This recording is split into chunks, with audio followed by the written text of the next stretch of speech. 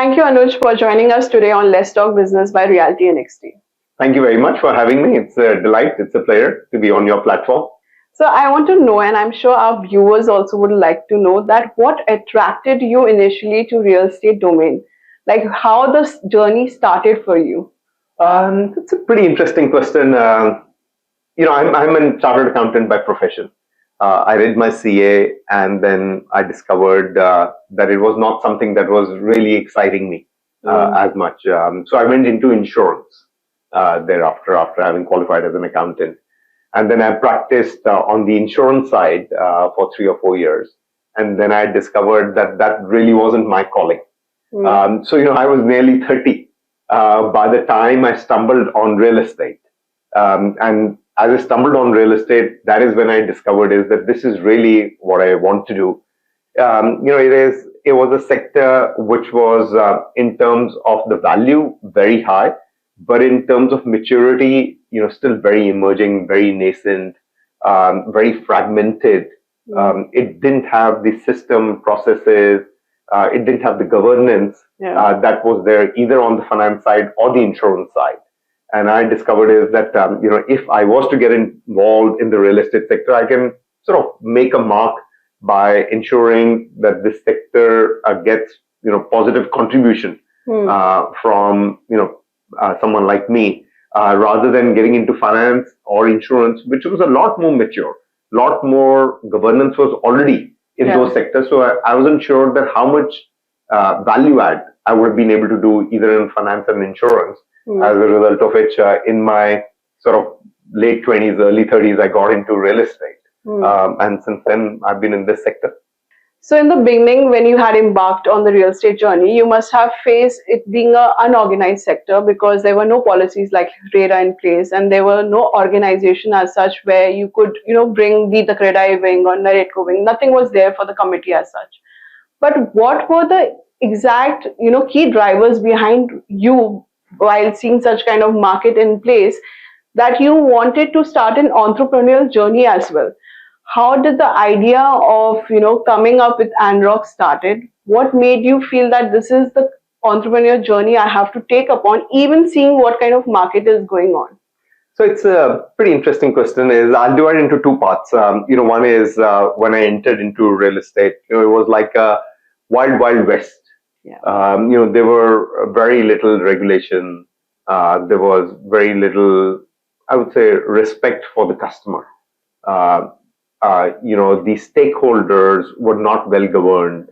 The legislation around governing the real estate sector didn't exist. So it was like wild, wild west in the way that, you wanted to do the business you would do, which means is that, as a real estate developer, if you were constructing a building and you had sold it during construction, the money that you were receiving from the buyer, you could do anything with that money as a developer. You could buy a fancy car for yourself. You could, buy another plot of land. You could go on holidays. It was not a must under law that that money that you had received from the home buyer was to be utilized in construction of the building. So that's why, I say is that it was really, really wild, wild west until the Real Estate Regulation Act came in. And it was, interesting that, from that perspective to say is that, here we are in a sector where there's very little respect to the customer, and customer had very little expectation from the developer at that stage. They only wanted the house to be delivered on time. That's all that they were looking at. Not even the product or the quality, or any value add. It was just about give me my house in time. I think a lot of the defaults happened in there as a result of which now today, fast forward, a huge amount of legislation, governance, and discipline has come in, which is the right thing because now it is moving towards maturity, towards like an industry. In the given format, much before Anarock in the late 90s, I discovered that my calling was largely entrepreneurship. So I set up a firm called as Chesterton Megraj many, many, many years ago. And, this is, I said, in the late 90s. It was largely doing office brokerage because offices were a lot more mature than residential. And the reason they were mature is because the developers were catering to foreign multinationals. foreign multinationals went to the developers and said is, we know what we want. Mm. You give us what we want. If you don't give us what we want, we'll move to someone else. Mm. As a result of which, the foreign multinationals got what they wanted, and the developers in the bargain really learned. That's why if you look at it, these foreign multinationals, largely on the tech, move towards Bangalore, and Bangalore developers are far better, superior, well governed, well disciplined, because they learned from the foreign multinationals. And I thought, is okay, that's the segment that I should really go out and specialize, which was on the office brokerage, in Chester Meghraj, late 90s, going forward. And then 10 years later, I merged that business with Jones Lang in there. And then it was a very, very good journey, which was on the office brokerage platform. In 2014, when RERA, came in, Yeah. I would say that now think myself every evening that the residential sector is going to do exactly what the office sector did when the multinationals came in 20 years ago. Mm. Now the residential sector is going to do it because RERA has come in. So fast forward, 2014 when RERA came in, that's when I sort of started to have a discussion with JLL that I wanted to move on and I wanted to build up Anarock, which was a residential broking company, because I felt is that residential had reached the threshold, which 20 years ago office had reached and had moved towards maturity. So in 2017, I left Jones Lang and set up Anarock, which is really in the residential, selling space. We sell about 21,000 homes now every year in India. So by far, the largest across the board. And the reason for us to have identified this was because we felt now the residential, given the new regulation and given the way the sector is maturing, given the way the judiciary is looking at it, given the way media is looking at it, given the consumerism, the developers and the rest of the stakeholders will need to get disciplined, and which is what we have seen in the last 3-4 years, that they have been pretty much disciplined. That's how Anarock really came in. So my origins are not really Anarock. My origins are not even residential. My origin is Chesterton Meghraj, sort of late 90s, and it is office broking. And through the transition to JLL, through that transition out of JLL to Anarock, moving from office into residential. What's so interesting about the Anarock journey is that the time you started this journey, there were already players like international players. As you mentioned, JLL was one of it. Didn't you feel a kind of a challenge or a competition that it would be quite hard for you to, get into the market or get the clients? Not really. And I'll tell you why, with all modesty. Majority of the international property consultants concentrate on office brokerage. Yeah. In Anarock, we're really not as deep into the office brokerage as we are on the residential. Residential is 85% of our business. Yeah. Whilst in international property consultants, not only Jones Lang, all the others as well. If you were to look at it, it'll be like 90-95% office brokerage. So actually, we are mutually exclusive because we are like 85% residential, whilst they are 90-95% office. So, the segments are very different because I knew that in Anarock, there is no competition because none of the international property consultants are on residential. Yeah. And the reason is not that there is no opportunity on the residential. Opportunity really exists, very large in the Indian real estate market. It's globally, they specialize on office. Commercial, yeah. So, on the commercial side. So the intent is to continue to go deeper in the office and not open up a segment, which is on the residential, because globally it really doesn't, match with their expectations. So every journey comes with a challenge and reward, especially when you're embarking on your own journey and creating your own, pathways and creating your own company. What would you say is the most rewarding point during the Anarock, where you enjoyed the most, the perks or the initiative that made you think, okay, this is a good move that I've made and this is something, I should carry forward? I think there are 2 or 3 things that I would say is, one is that you're really redefining it. Because, what we do in Anarock, as I said, is, we sell 21,000 homes. It is not a cut, copy, paste of anybody else who's done it in India. So it does to my mind appear is that you're in a jungle, and there are lots of trees and plants and everything, and you're clearing the way. In the IPC world, these IPCs have existed for 200 years. So you know exactly the path that you have to follow. So you continue to follow that path. In Anarock, you're the guy who's clearing the way.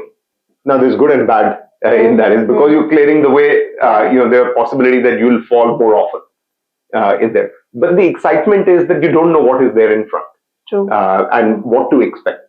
And so the adrenaline flows 24/7 in something like this is. So that is, really from our perspective, a exciting journey. The second is, I would say, is the senior team, the senior leadership team. We've been together 2 decades.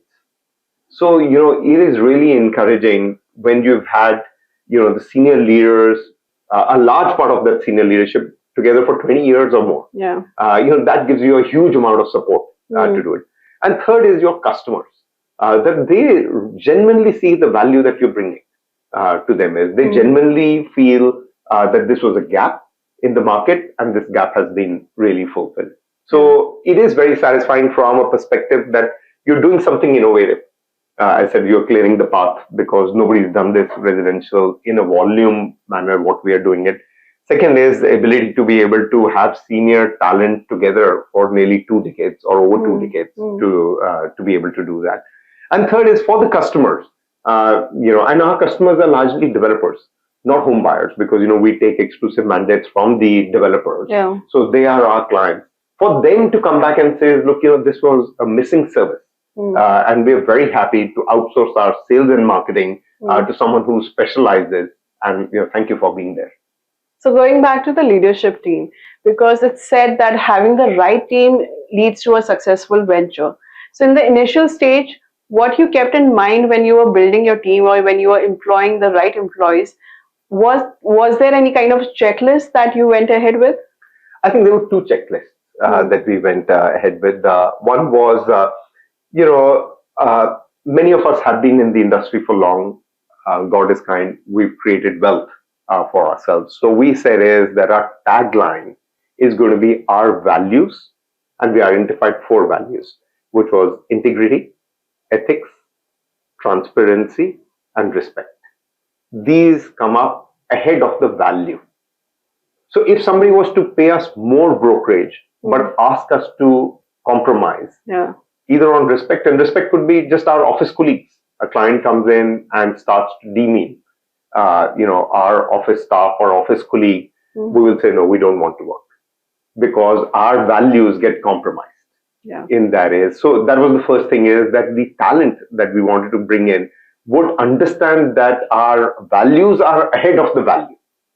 That money is important, but that is not the only thing. These are the 4 values. And if you look at our tagline, Anarock values over value, that is what it really stands at. These are the 4 values. They will always be ahead of the value.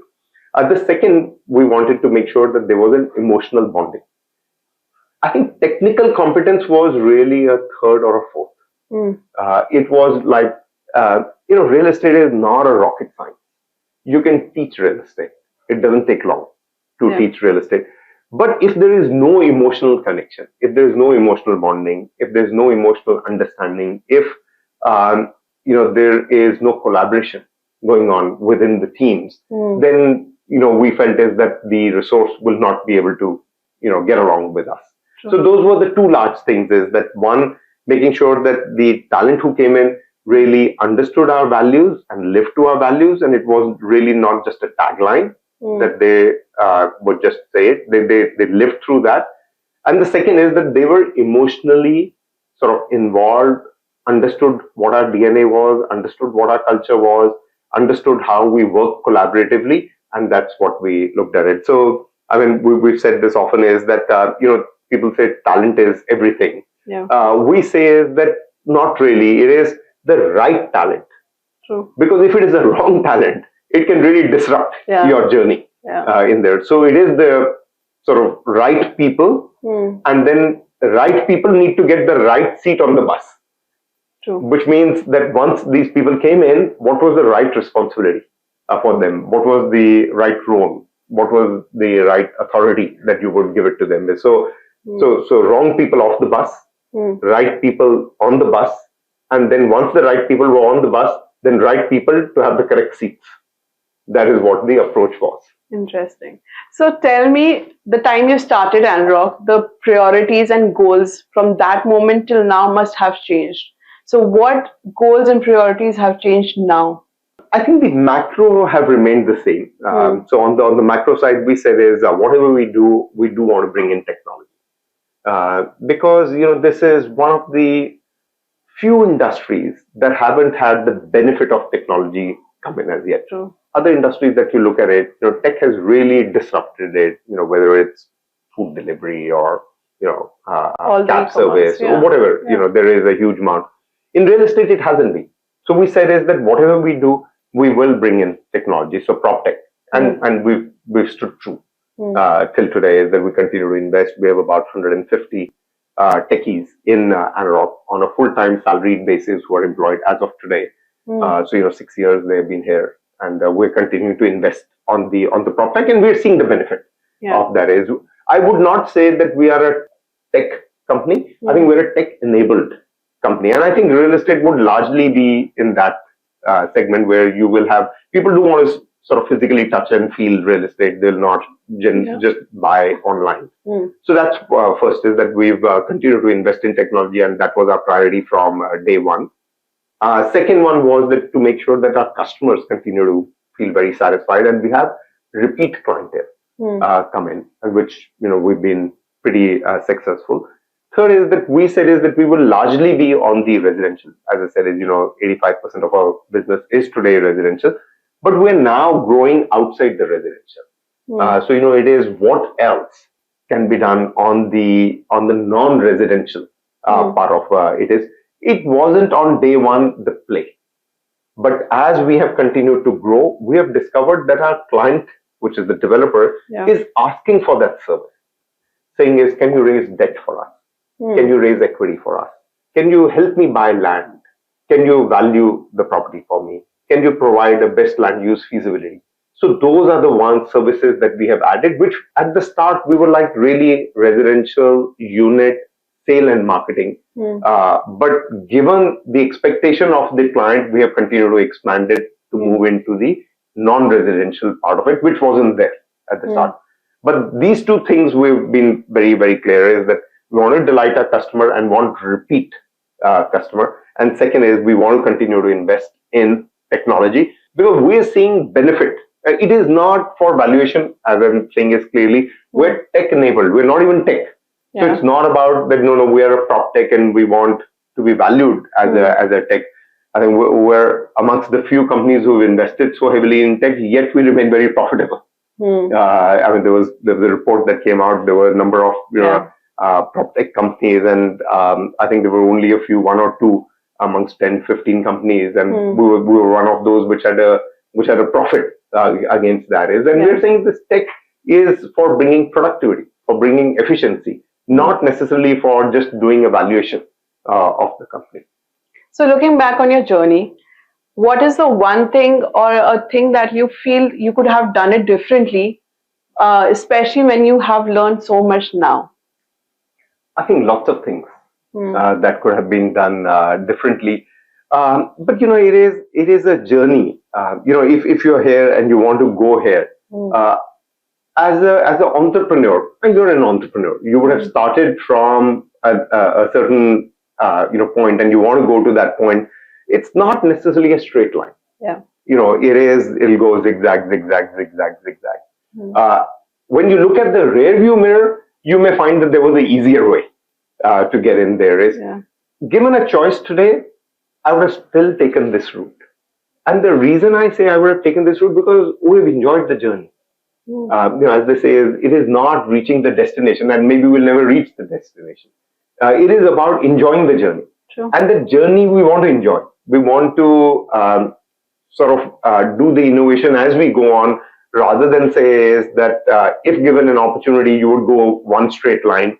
I don't think we would have enjoyed that. And then once you reach destination, you would be like, really, is that what it is? Today, you're enjoying it because you're enjoying the journey. True. It's like going on the hills, that you are enjoying the drive rather than saying I can fly and I can reach that particular point. So tell me, when we are talking about the residential business, there's one particular model, that novel model that you introduced in the real estate market is the mandate business approach. And of course, subsequently, we have seen other players, adopting to the same, same way of approach in terms of creating mandate business. But you being the starter and the creator of this mandate business, I want to know from you, which was that pivotal moment where you realize, okay, this is the way to go ahead, especially in this particular market, to create that benefit for the developers, also to have a mutual benefit for both you and the developer. I think you researched it very well. I must say, it is true. Is that we were the first ones to have really got into the mandate model. There were other residential broking agencies, but they were doing, we call it as open market, not as receiving a mandate, exclusive mandate for sales in the market. It was a tough one. It wasn't that easy. I mean, to go to a tier A developer and say, outsource your sales and marketing to me. It's a tough one because, they're like, why? Okay, we will be happy to, outsource it. But what if it doesn't get sold? Are you underwriting? Are you going to, put your balance sheet at risk for us? Will you pay the balance money, whatever is unsold from the commitment that you gave us? And we would say no, because, we don't want our balance sheet to get into the risk. We also didn't have that kind of balance sheet as well. So it is a tough one to go to the guys. And because the senior leadership had been in the business for a very long time, and they had seen our demeanor over 20, 30 years, that who we are, what we are doing it. We explained where it was. They started with doing one. And then they discovered this is very nice. The sales that these guys are able to bring in is one, much quicker. That means the momentum of sales is there. And second is there is a science that they are bringing in. Whether that science is the way that they're doing digital, the way their technology and dashboard is there, the way they have brought in the artificial intelligence and the machine learning into this is, can a developer do that? I think they can do it. But, for a developer, there's so many other facets. If you look at it, they have to buy land, so their time spent there. They have to get in all the approvals. They have to get the design done. They have to then construct the building. Then they have to do the sales and marketing, and then they have to manage the property. So sales and marketing will be one amongst the six. If somebody wants to specialize, they will be able to specialize. But from their perspective, they are like, if Anarock has specialized in it, we might as well outsource it to Anarock and let them take on the responsibility. And by the way, over the last 5-6 years, we've seen is that our data remains very secure with Anarock, and largely they're able to deliver what they promise. So that's where it started with great difficulty. I think today, God is kind that the phone rings and we get inbound leads from the developers to say, guys, we're doing a new launch. Can you come and please meet up with us as we would like to outsource this, because we believe is what momentum of sales you're going to be able to bring in, and the science with which you're going to be able to do it, which means the predictability of the sale is going to be far superior than what necessarily our teams will be able to deliver. But honestly, tell me, in the initial stage, it must have miffed few developers, right? That they must have felt that all the control, because for a developer, sales is very important. They would not even adopt technology, but they would make sure that the sales part is in their control. So did you miff few people in the initial stage? So it was tough. Fortunately, what we did was we invested ahead on the technology. So, our CRM, which is what we built as a bespoke CRM, we would give the iPad to the developer. What that did was the developer would be able to see real time how many leads are coming in, how many site visits have happened, how much closure, how much discussion. At any given time, he could press a button and listen to live conversation that is happening between our agent and the buyer on the call. So we empowered the developer to say the power is still with you. You will see real time what is happening, how many unattended leads are there, how are people are conversing on the phone with a prospect. And are they being able to represent your brand or not? And how the conversion, how the funnel is being built up. I think that really eased down the nerves because that really showed the developers that okay, this is what the progress is, this is what we are able to see. If we didn't have that dashboard, I think they would have been missed. So there were certain promises that we were not able to keep in the timeline that we would have promised the developer. But because there was huge amount of transparency through the dashboard, they could see that they're not being able to deliver within this timeline, but it will happen because they could see that the inquiries were getting built up, the site visits were happening, the conversion discussions were happening. Conversion may not have happened as yet, but they could see through the dashboard. So I would say that really helped us to bring in the tech and then empower the client, which is the developer, through the tech so that they could transparently see what on a real-time basis was going on.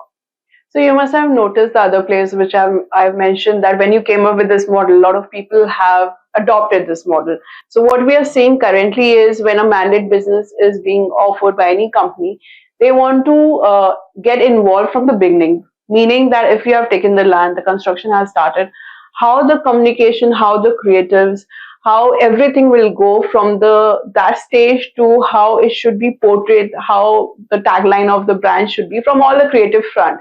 So of course, the builder takes a backseat and they have to give that control to the mandate business. So what is your take? Of course, noticing all these players in the market, what's your take on that? How it's going for the current market? I'll answer it in two parts. One is, the market is really big enough. 84% of the Indian real estate market is residential. Yeah. Huge market. 16% is commercial and other asset classes. If in 16%, there could be like 6-7 credible IPCs, the international property consultants, then in 84, there could be like 30-35 Anarocks in there. So one, that the market is very large on the residential, given that it is like 5-6 times the commercial market is. Second is, from the perspective of end to end, we discovered that it is required because otherwise, you are going to become just arm and leg. You're just going to become a commodity. Yeah. We wanted to be the brain as well. To be the brain, you had to be the guy who would do the tagline, who will do the creative. We've now gone back in one more step to say, we will help you design the product. We will help you understand in that micro market what the customer need is. Do they need 2-bedroom, 2.5 bedroom? How big is the kitchen going to be? How an ideal layout needs to be is. We will help you do that because we have so much of data in those micro markets. So please take the inputs from us even before you're getting onto the design. Don't bring us once you've done the design and you've done the tagline and you've done the positioning of the product just to do the sales and marketing because we're not going to be effective at that time. But if you've taken our inputs right from the stage that you're doing the product design and have our teams involved, then we will be a lot more effective because we know what the consumer preference is there. What the communication, so once the product is done, what's the communication that we need to do? What is the go-to market? What is the tagline that you have to do? And then comes the sales and marketing. Now, as Anarock, we were not the best guys on creative. We are like many accountants here. Who are there. So, we're like very processed, very transparent, very tech done is. We then went out and bought a company, which was a creative company called as Think Tank. A very creative guy called as Abhishek Majumdar. He owns that. And, he ran that. Through the COVID, we did the M&A with Think Tank because they were creative. And we needed someone who was going to be able to do that creative. The good thing is because the underlying platform is tech, what happens is the moment the sales guy gets a notification on his mobile phone that a buyer has come in and, he clicks a button and it connects to the buyer. He speaks or she speaks and then disconnects the phone. And then there are 4 options. If the buyer coming to the site, if they didn't like it, what is it? Is the budget not right, etc., etc. 4 options. So one of the 4 options, the sales agent, punches in. Yeah. That real time is going to our digital team who are looking at that marketing. And they're saying is, guys, this campaign is not working. Why it is not working? Because creative hasn't done the right job. Yeah. Or creative has put in a very low price just to attract people to come in, but our sales guy is not able to take it up. So change the price, or the communication on the creative is not being able to, not being understood by the prospective. So it's a very harmonious relationship right from the sales guy, all through tech, from the sales guy who is saying is that the buyer is not wanting to buy this, to the digital guy to say is either a particular portal is doing well or not doing well, so double down on spending on a particular portal. If they're doing well, if they're not doing well, stop it. Usually this all is a postmortem that you have to do. And third is to go into the creative and say is, guys, change creative this very moment. Yeah. Because all three sit next to, all the two, the digital and the creative sit next to each other. And they're able to communicate. They're all under one roof as Anarock. I think the trouble is where these are all three different units. Yeah. Sales and marketing is different. Digital is an outsourced agency. That is different, and creative is a very different outsourced agency. Then it takes a long time for the chain to get rectified, and usually this all happens then post facto the event. What didn't work? We're like, we don't want to do a postmortem. Yeah. We want to understand at that moment what are the steps that you need to take to change it. So that's where I think our differentiation is. But having said that, the market is very large. But market being very large, it must even create a bit of conflict for you guys, where the developers are having this kind of conversation, in terms of pricing. He's also doing this and providing this as, but it's in the lower cost. I'm sure these conversations would have happened in your cabin. So how do you avoid such conversations? When you say pricing, is it the product pricing or is it the fee? Total fee they are talking about. Yeah. So that's in every service. Yeah. It depends. As how do you position yourself? What's the value that you're being able to provide to the client? How does the client perceive? Use even in JL, even in CBR, even in Cushman, they'll have different pricing for different products. It's like a Gucci bag, which is kept in there. Is that Gucci bag could not necessarily cost that much at which price it is being retailed, but it is the perceived value. True. That you're being able to create it. And that's how you're differentiated. Yeah. That it is, what's the value add that you're being able to bring into the customer. And depending on the value add, what's the fee that you will be able to charge? At which fee the customer is not going to cringe. Yeah. At which fee the customer will be happy. At which fee the customer believes that there is a value that you bring on to the services that you are delivering. That's an interesting analogy which you just gave. So I would ask on that further is that I would say the analogy based on what you just said, Anarock is in a top premium when it comes to mandate business, right? So I'm sure you have the control when it comes to having a certain criteria or checklist of having what projects or what developers, especially for mandate business. So what are those checklists when you consider such, developers or the customers, making sure that it's a mutual beneficiary, partnership? So it's a very interesting question. We made our share of mistakes on that particular point. Is initially we thought any project we take, we'll be able to sell. We thought we were like larger than life. Then we discovered that the home buyer is far more smarter than what we are thinking. The home buyer only wants to buy from a tier 1 developer. If we were picking up a project of, say, a tier 3 developer, with whatever effort we were putting in, even at a discounted price of that particular product, we were just not being able to garner the sales. Yeah. Because this market, through sort of COVID, has become very discerning as a consumer. So the consumer is differentiating a better quality developer with a lower grade developer. Even if the lower grade developer was to give free benefits, and give a discounted price to the product, the buyer is just not wanting to buy, irrespective whether Anarock is selling or anybody else is selling. True. This was our misunderstanding. We thought that if we come on a product of a tier 3 developer and either discount the price or give freebies and we are Anarock, we will be able to sell it. No. So that's when we realized that you have to get into grade A developers. because the buyer is only wanting the product of a grade A developer. Yeah. They're not wanting a product of a grade C developer, irrespective of your marketing, creativity or spiel or pricing, whatever you may do is. Now the challenge became even different because grade A developer has grade A team, and grade A developer has really sort of a phenomenal sales team to be able to say to a grade A developer that, outsource it.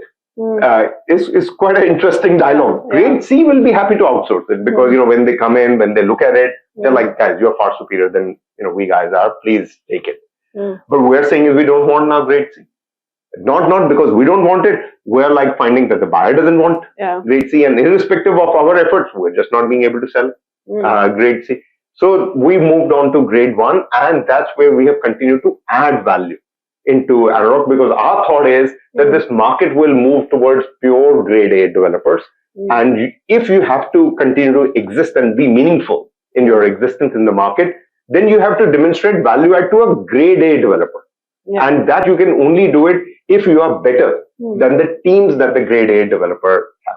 So I have noticed your journey from the beginning of Anarock until now. You're the one of the company who has been adopting technology in fast pace, and you are not shy about the digital transformation, even talking about technology. So let's talk about Astra. That's the first technology which has gained patent. Could you tell our viewers what does this tool does, and how is it important to have a patent for such tool? Can I explain in crude English? Yeah. That's how I have understood it. So, it has sort of fitted in my head. So, as a chartered accountant, I used to audit a sugar mill. So in the sugar mill, when the truck came in with sugar canes, the good quality sugar canes, which had more juice, were segregated and went to a better machine. And the not so good quality went to not so good machine. So the first thing that the Astra does is the moment the incoming call comes from a prospective buyer. It goes through 72 algorithms immediately at a fraction of a second. And it says platinum, platinum, platinum. That means 1 in 2 chances this deal will close. What time of the day it has called, what day of the week, if it's a Monday at 12 noon, high probability that this is a real buyer that is going to do it. Which mobile carrier it is calling in from, which circle they are calling in from, like this 72 algorithm. It is going and it is picking it up and saying is that 1 in 2 chances this will do it. That lead straight goes to our sales agent. The rest of the leads go to our call center, because also you don't want to bombard your sales agent with all the calls, how will he attend the customer at the site. So it is good quality lead. So that's the first thing that it does. Second is, once he's had a call, say the customer does not want to buy it. He'll try it again, third time, fourth time. After that, he puts it in the dustbin. The lead that it is dead, that the customer doesn't want. The Astra goes into the dustbin and brings it around and it says, this sugar cane still has juice in it. Put it back in the machine. That day when you called, he had either a fight with his wife, or his boss was standing in front of him, or he was not in the frame of mind, and hence he did not speak with you. But this is a genuine buyer. There is juice in this sugar cane. Go back. And that is what Astra then gives back to the sales agent, and we discover that gets converted into that. Now the same format is across every, I would say, event. For example, he came at the site and didn't like it, and then you put it in the dustbin. That it's a dead lead in there. The Astra goes in there and says, no. The sales agent didn't show him properly, or it was rainy, or they didn't understand it. Call this guy back again at the site. Or at the financial negotiation stage, it failed. It will pick up again and says that, we believe there is still more juice. Call this guy again. He will or she will close on that. That's what Astra does. We're the only guys in India who have that patent on that is. So as a result of it, what's happening is that you are really juicing out the marketing spend, because with the same money that you have invested, you're really juiced. So it is the same sugar cane. You're not buying another sugar cane, but you're really juicing it out to be able to get more sugar cane juice at the end. So those are the two different things that the Astra does. Is When the sugarcane gets into the factory, the good leads are separated from the ordinary leads, and the good leads go to your best agents. Where the probability, and it says on the call, it will say that this is a platinum. I mean, the guy, sales agent, really stands up on his chair to speak with that guy about this is likely to close the deal is. And the not so good quality, then volumes go into the call center. And then at every event, the Astra is going and checking it out whether there is still juice in the sugar cane. And if there is juice, then it throws back to the sales agent saying is, please call this guy. So all these leads, are they like how lead generation usually happens through Facebook and Google Ads? Are these leads, Astra algorithms are working through those leads also, or okay? Yes, absolutely correct. Yes. So we generate those leads from social media, from portals, and that is you filter out. And that is where we filter it out exactly. Okay. That plus also, because there's advertisement in the newspaper on the hoarding, so you also have people calling from the hoarding or from the newspaper ad, and that is also what the Astra is looking at. So it is from social media, but it is also from hoarding, or it is from the newspaper ad, or it is from radio jingles. Interesting. So, like how we are seeing the AI is coming in, Chat GPT is also there, and people are seeing how it can be used for real estate. How do you see this would be a conflict to Astra or a competitor to Astra? I think it is going to be complementary. So what we are now doing is we are putting in bots onto that, is where the bot is going to be able to answer your initial queries as a home buyer. Yeah. And that bot is a voice bot, if there is, so that it takes away the strain from the agent.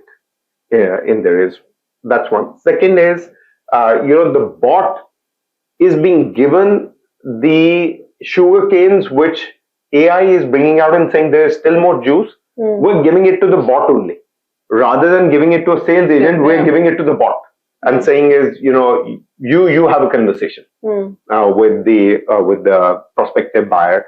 So I clearly see that this is very complementary. What the bots, AI, and the GPT are doing it. It is making, I won't say that it is bringing in redundancy. Yes, it will bring in redundancy, for example, in the call center. Yeah. But those guys will then start to do a higher grade job. They will be a value add job. I mean, look at it. I'll give you an example on the office side. When in Cheston Meghraj we started doing office leasing, it used to be call centers that we used to do it. As I remember in Gurgaon, it was Genpact, GE's call centers. It used to be call centers. Then it moved to BPO, value add, because call centers went to Philippines and other English-speaking low-cost countries. Then it became BPO. From BPO, then BPO started to disappear. It became KPO because it was knowledge. People said Indians are very intelligent, and why do they only do back office? They can do knowledge. From knowledge, it went into IT, software development. That now it has moved to R&D. And there is, so look at it, how the value chain is going up from pure call center to BPO to KPO to IT, ITES services to now R&D.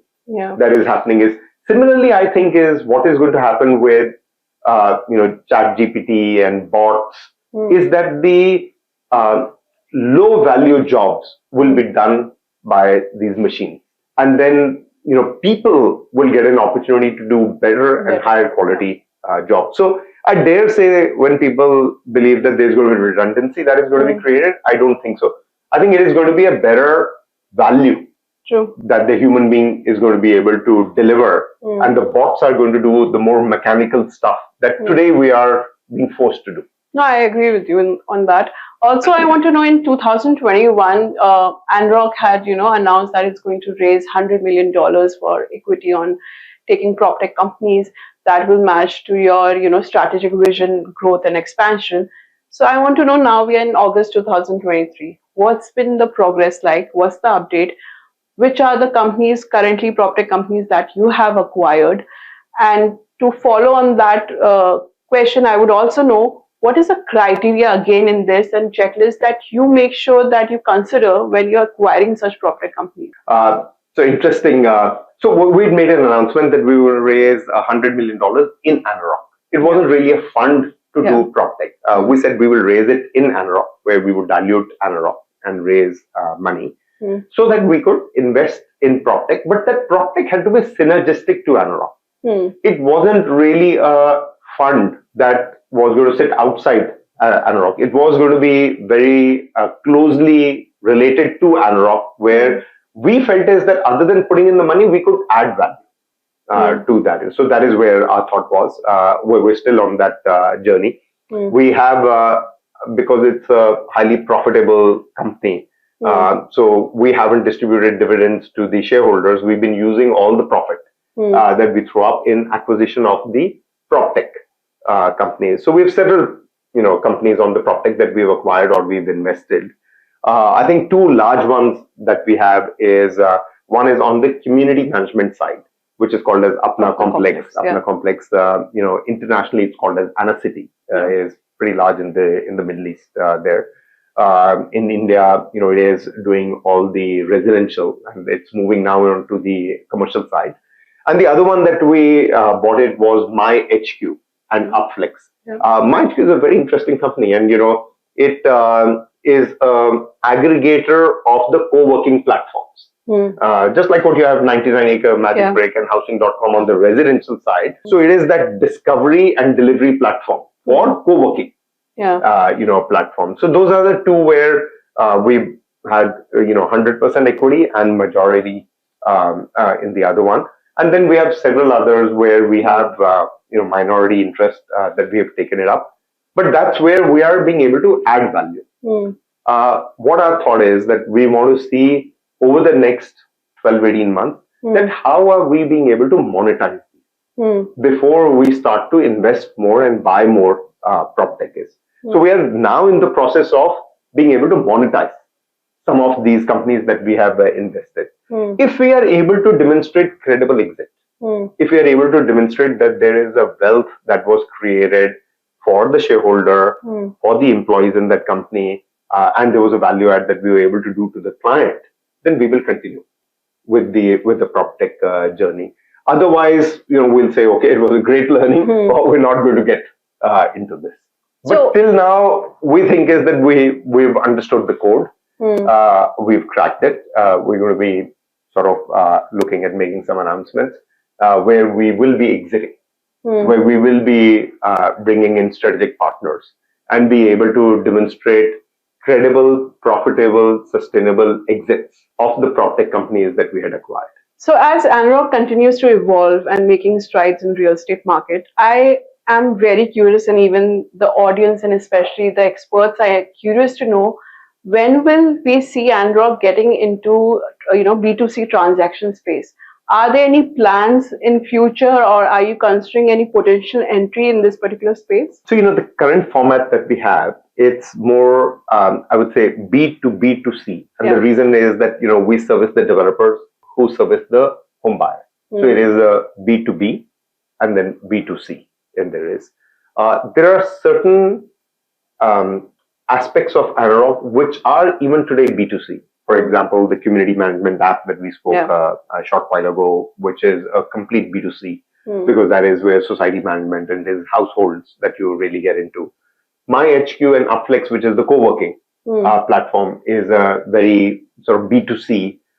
We have another PropTech solution which is called as Home Exchange. That you bring in your old home and we buy it, and you buy the new home from us. It is like a Cars 24 equivalent that you bring in your old car and you drive with the new car from the showroom. So these are all B2C that we are being able to bring in. So even today it is a mixture, but you're right is that it is largely B2B as Anarock, but there are aspects of it which are on the B2C. Are we going to go full B2C? I'm not so sure that we will go full B2C. And then the reason that I say is that it's a very expensive affair to go into a B2C, and a lot of our DNA is more B2B. So I would say is that we will be more B2B2C, where we acquire companies where their DNA is already B2C. We will do that. Yeah, it makes more sense on that.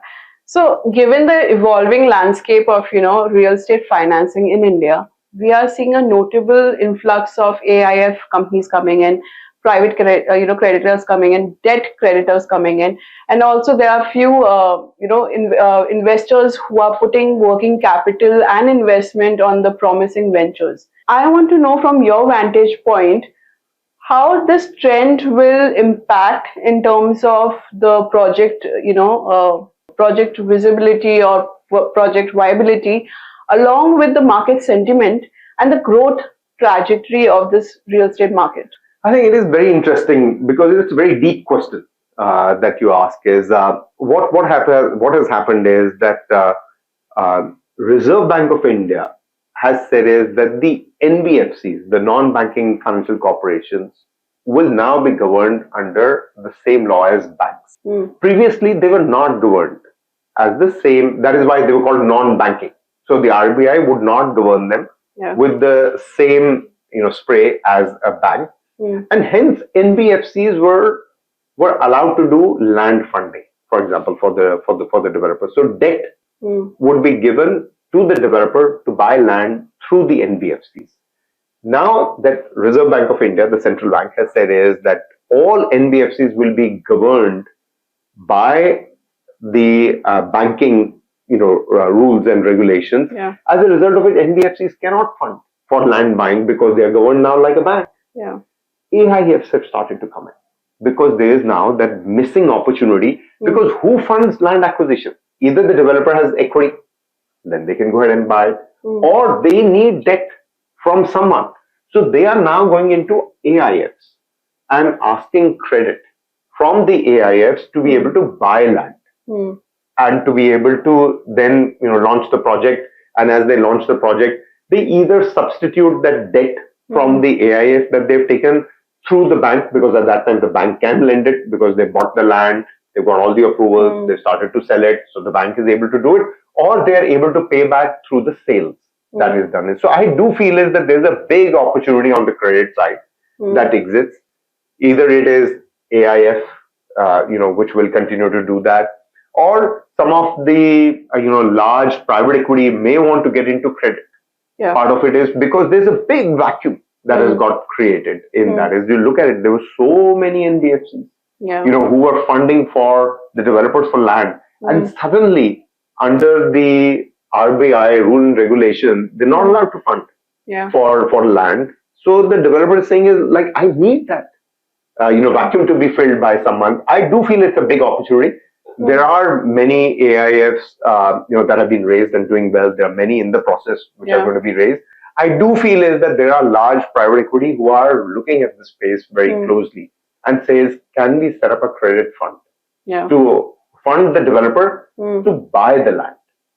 Once the construction is ongoing, then the banks fund it. Then there is no role for these credit funds. But until such time that the land is purchased, they have a big role to play. But when it comes to stall projects and the stress project where AIF companies are coming in, they are micro controlling now. They are micromanaging, meaning they are changing the contractors, they are changing the sales mandate, business guys, whoever the builder had brought in the first place. They are changing everything. And this has not gone down well with the developers. So what is your take on that? It has absolutely correct. It hasn't gone down well with the developers. But what have developers got a choice? Under RERA, you have to deliver it. If the project is stalled and a credit guy comes in and says, I will fund it, but I will fund it not through a fund to you, Mr. Developer, but to all your contractors. And by the way, I will monitor, I will issue the checks to the contractors. I'll put in a sales agent who's going to be able to sell it and let me be involved. I mean, you manage the process, Mr. Developer. Your name is up there because under RERA, you are the one. It is not the credit guy who's putting his name in the RERA. So the developer is very much involved. But these, you're absolutely right. We call them as last mile funds or distressed funds. They are saying is we're not going to be hands off. We're not giving money to you, Mr. Developer, and then you doing whatever you want to do with that money. No. That isn't happening. We are going to be fully involved to make sure that we give the money to your contractors to complete the project. The contractors raise the bill, we give the money directly. to them is this is a very large fund, and I'm very fond of them. Called as Swami. Swami Fund. It was set up by the central government. What a successful runaway success! I think more than 120 odd projects that they have done. It is, and look at it. They are fully involved in the projects. They're not saying, "Is Mr. Developer, here's a check of 10 crores or 20 crores. You do whatever you have to do." No, we're going to be fully involved because we want this to get completed. True. We want the home buyer to get their homes, and that is the first priority. Now, many developers are not liking it because you're taking empowerment away from them. But many developers are saying is that's great because ultimately legally we have to deliver it. If we are not going to deliver it, we'll end up in the jail. So it's better that we deliver it and let this credit guy play a more active role in this. So I'm personally very happy that the credit guys are taking more active interest and more control rather than giving a check to a developer and saying is do the way that you have to do. Then again there would have been misappropriation. No, it makes sense because gone are the days when the bank had to give the money and that it's not going for that particular project. It's going for something else. Exactly, and the materials they have showcased, it's not for the materials. There are no materials in the the project. So of course these regulations and these controlling power to these creditors makes sense because then that where exactly the money is going. And having the right team also makes huge difference. Yes. Maybe that contractor they are changing because they are doing some misfund with the whatever the material or the cement is coming and all of that. So I agree with you on that point. Coming back to the prop tech, and this is, trust me, I'm going to ask this last. What is your take when it comes to prop tech landscape of Indian real estate market? Because post-pandemic, we saw a transformation. Earlier, where the developers were very traditional, focused on only sales. Now they understand the technology adoption is important. But we have also seen where there have been some unfortunate things where we have seen, the write-off of the companies and all. And it has changed the game a bit when it comes to investors also for prop tech companies. I want to know two things. First, what is your intake when it comes to this prop tech landscape? And what is your take when this kind of misfortune happens? How does it affect the investors and prop tech guys, especially in Indian real estate market, where they're trying to make that mark? So it's an interesting point that you say is one, how important is prop tech? How useful is prop tech? How significant it is going to be? Is it going to be? Is it essential? Is it going to be a game changer? And second is these failures. How does it impact the mood of the investor, of the various other stakeholders? Because if there is a falling out that is happening, it does take away from the investors' confidence on the prop tech. On the first part, I'm 100% sure that within my working life, we will see a huge amount of disruption in prop tech. I mean, look at it. If you were to ask me 8 years ago that you were to set up Anarock and you're going to be selling 20,000 apartments a year, I would be crazy. What are you talking? 20,000 apartments a year? How are you ever going to be able to do it? Now, we wouldn't have ever been able to do it if there was no digital or if there was no tech, prop tech. In that is, there would have been huge amount of leakage of lead, huge amount of deals being done on the side because, there wouldn't have been any technology. We wouldn't have understood. It would have been harakiri. Sorry? And duplicacy of leads. Duplicacy of leads. It would have been harakiri all over the place. You would have no understanding what's really going on. So I'm 100% sure, like every other sector, our sector will get disrupted in that. Would it be completely disrupted? I don't think. I think it will be hybrid, and that's why I think it will be more tech-enabled rather than pure tech. But to say that tech is not going to impact real estate will be wrong. And I'm not only talking on sales and marketing. I'm saying whether it is sustainability, whether it is construction, whether it's planning, whether it's design, whether it's the customer engagement, whether it's building community within your building or facilities, technology will have to be there. So that's first. I'm absolutely determined. I'm happy to have an argument with anybody who wants to have an argument on that. Is to say technology is not going to disrupt or digital is not going to disrupt. I mean, today we are seeing digital has anyway disrupted. Look at the leads that we get.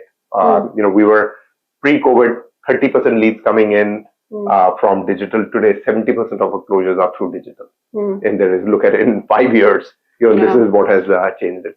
Second is a very interesting point where you say is that, what happens to the confidence of the investors? Yeah. If there is a falling out. Now, there are two falling outs, A and B. If the falling out is that, genuinely you tried and you failed, people have no problem. Because you tried, you gave it your best shot, you were ethical, integrity was there, you were hardworking, the idea was great, but it is not guaranteed that it is going to be a success. It's business. There is a risk in that, and you will fail in that. Investors have no problem in that, as long as everything was above board and ethics and integrity and the hard work was put in.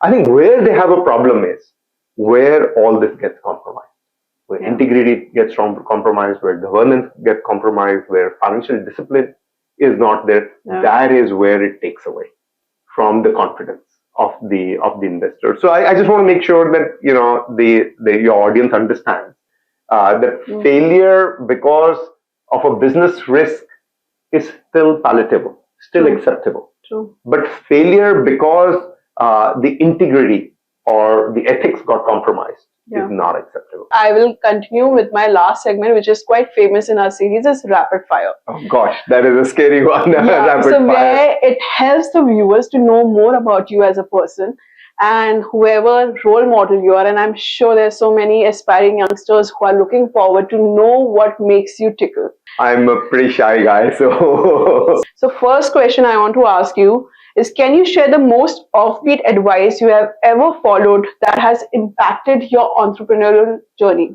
Offbeat advice that you have followed which has impacted your entrepreneurial journey? Yeah. Don't run after money. That's a good advice. Don't run after money. Do good work and money will follow. If you could have a conversation with any historical figure, who would it be and why? Historical figures, there will be several. I mean, you would want to meet Mahatma Gandhi and really understand what was going on in his mind at the time that he was, doing all this thing. Did he think that, he would meet success? What was the thought behind, the entire non-violence movement, that was done at that time? Many a times I think is that it takes a lot of courage to be able to stand up, to that and to be thinking through that positively to emerge as a victorious person. I would absolutely love to have that, discussion. What was going on, when he was taking these steps and movements and thoughts in his own personal mind. Nice. What's your go-to productivity hack that keeps you on top of your game? It's on every Sunday evening to prepare a don't do list. Okay. Many prepare a do list. Yeah. Don't do list. That is what you prepare. That this week I'm not going to do these things, which helps you improve the productivity. Nice. And what's your guilty pleasure or favorite way to unwind after a hectic day? I think either it's kickboxing, Nice. or it's power yoga, or it's running. Something like that. I would do it. Could you recall a specific book, podcast, or TED Talk that significantly impacted your perspective on business or life? There is a book that Kishore Biani has written. Not many people would have read it. It is a very nice book. I think that's the only book that he's written in there. It is very meaningful. If somebody was to read it, I mean, he would have written it about 12, 13, 14 years ago, but a very meaningful book that he had written, and it did positively impact my thinking. The second is, Good to Great.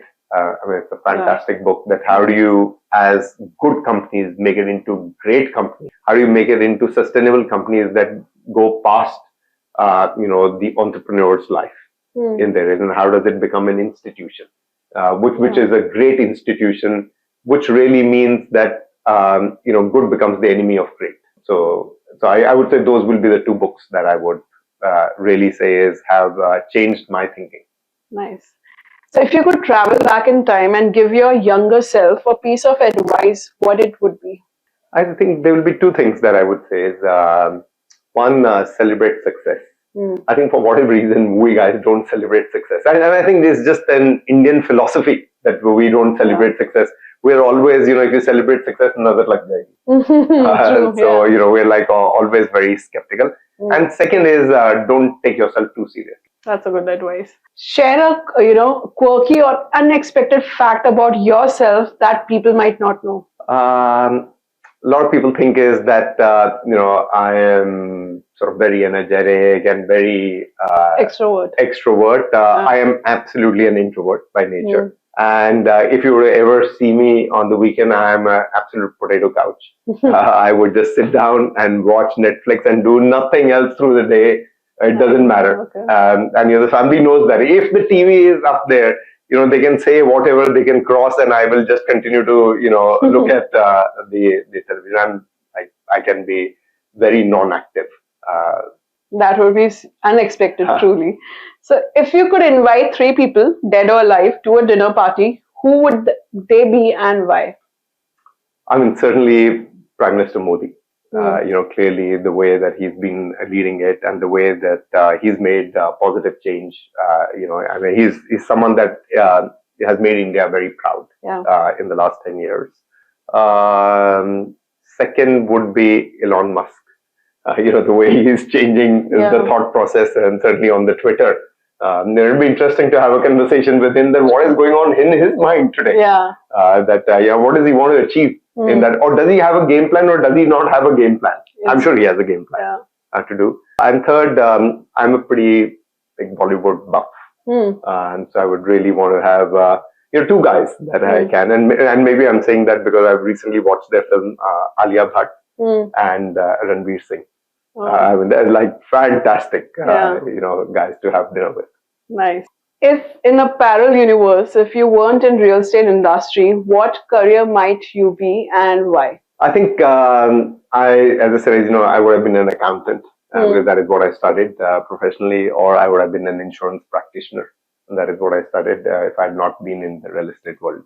So what's one thing on your professional bucket list that you are excited to accomplish in the near future? I think it is really Anarock. I sort of live, breathe, eat, sleep Anarock. So it is Anarock, and to make sure that Anarock becomes a large institution where the developers willingly outsource their full sales team. To say it is such a credible platform that has been built. It is such a organization which lives up to its commitment that we have no hesitation in outsourcing the entire sales and marketing of our residential to Anarock.